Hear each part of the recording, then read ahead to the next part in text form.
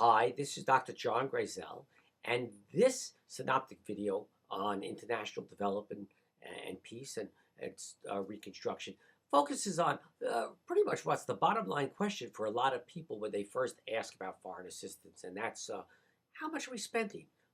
Where is it going? Why are we spending it? Is it necessary? Hey, well, we have a lot of needs here. Shouldn't we cut it? It's the obvious thing. Uh, isn't it time we let other people not live off our generosity? And so we're going to take a serious look at this. And I think to take a serious look means to take a serious look in how we actually use the money and how much we actually give compared to what we think and what we believe is our generosity. And the viewer can make the judgment whether we should be giving more or less or differently. So we're going to look at that, and we're going to look at it through the eyes of the congressional report. Every year there's a report sent to Congress. Actually, there are a lot of reports sent to Congress. And though the particular figures change somewhat, the structure and the message doesn't change. Now, if we look at that report, what we see, this is the figures from 2004. 2004, we spent about $20 billion a year on foreign assistance. Now we're spending actually more, probably about $30 billion. As with most numbers, a bit fuzzy because there are other things that aren't counted. But 30 billion, 35 billion. Now let's look at what that really means in terms of the U.S. budget. That is less than 1% of the entire U.S. budget. It is less than a penny on a dollar. So we spend less than a penny on a dollar of our money on foreign assistance. Now, some people may think that still is too much money. But if we look at what that penny goes for, we find out even that penny is divided. In terms of what's real development assistance, only 30% or 0.3 of that penny goes to development assistance. 23% goes to military assistance. What's called economic political security is really payoffs for people who cooperate. We try to get the money to be used properly, but we end up giving it to countries very often whose governments are not going to use it properly, and we know that, but we want to have the political benefit of it. And then we do have a significant amount that we give it humanitarian assistance for crises. And then we have some we give to the multilateral organizations, the UN, the World Bank as our contribution. So when we really get down to what we give for our development assistance, it's less than 0.3 of a penny. Now, even that has to be broken down into areas. So there's economic growth and agriculture and trade. There's global health. There's democracy, conflict, and humanitarian assistance. Now, this changes each year and gets mixed around in the politics. But those are the three major categories. But when you see the size of the problem we face, you've got to say that the amount of money we're giving already has shrunk quite a bit. Where does it go?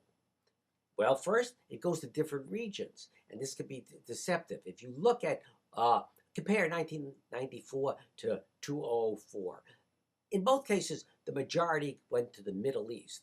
About the same went to Africa. A lot of different needs between Africa and the Middle East. Quite a bit went to Europe. People don't think we give aid still to Europe. We do.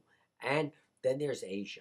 So it's broken down by the regions. But then we now have to look at who actually gets it. I mean, the Middle East is a big place. Who actually gets it?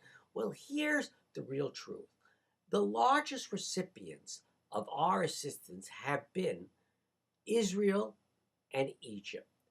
And now, since the war on terror, it's gone into Iraq and Afghanistan. But in fact, for the political agreement that was reached, of the peace in 1967, we have been giving, in many cases, a vast amount of our money to Israel and Egypt. When we look at the other countries in terms of whom we give money, we find that there's a very interesting thing. We go down the list, and it seems that as the countries get more and more desperate, they get less and less money. So the most desperate countries that probably need the most help, in fact, are not getting very significant amounts of money for their problems. Still, $1 billion is $1 billion. Let's be reasonable. If we look at who gives money in the world, it is true that the United States still gives more money than anybody else. We give the most. Japan gives, France gives, Germany, now China. We haven't been counting China because China does it in different ways. But now China, through its private sector investment, is beginning to overwhelm things in many respects. But in terms of total money, yes, the U.S. has been the largest donor, and that's even without counting the foundations. Now, however, if we look at how much per person, because we're a big country and there are small countries, guess what we find? The Danish give, as part of what we call their gross national income, almost 0.7%.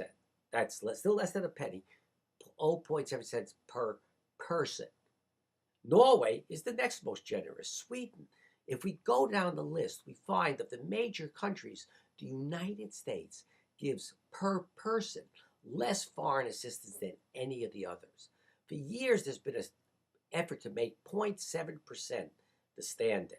The U.S. has never agreed on it, even though some people claim it has. But there's no question that we are at the bottom of the pile in terms of the per person contribution to foreign assistance. But now, let's look at where things are going. It's not only that we're at the bottom of the barrel. We've been going down, down, down, down, down. Now, more recently, since 9/11, and since Afghanistan, Iraq, the amount has gone up. But still, we've gone progressively down, and when those situations are over, we'll probably go down again.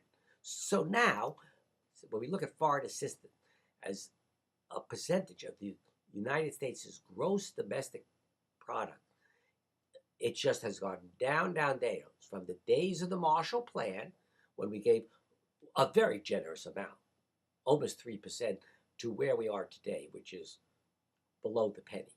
Now, what do we have when we look at this at the end? What is the trend that we see? And what we see is we have a trend that since the Camp David Agreement, and certainly since the Cold War, we have basically so attached foreign assistance to our national policies that the amount of foreign assistance we give, the countries we give it to, and how we give it are more and more driven by political exigencies and short-term political exigencies.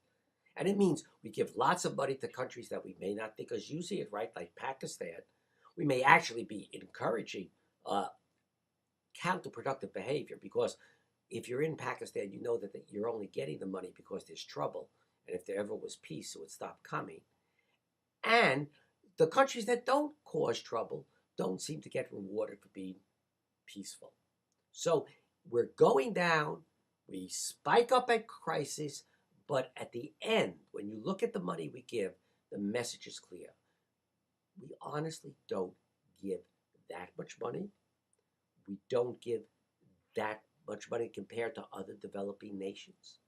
We don't give it according to the formula that we have constantly identified here as being the success for foreign assistance, which is you do things in a systematic, cooperative, sustainable, and equitable fashion. So, the answer is we fund foreign assistance.